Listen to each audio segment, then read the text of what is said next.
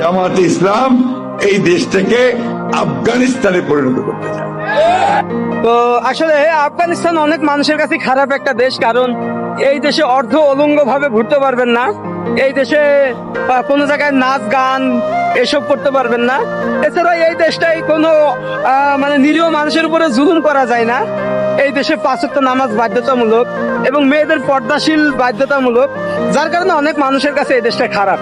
আসলে এই দেশটা একদম ইসলামের একটা শাসন ভাবে চলে, যেখানে কোনো জিনা নাই, যেখানে কোনো মেয়েকে ইফটিজিং করা যাবে না, যেখানে কোনো চাঁদাবাজ নাই যে রাস্তায় দাঁড়ায় দাঁড়ায় চাঁদাবাজ করবেন, গাড়ির কাছ থেকে চাঁদা নেবেন, বাজার ঘাটে চাঁদা তুলবেন। আফগানিস্তানে হবে না। এই কারণে অনেক মানুষের কাছে এই দেশটা খারাপ।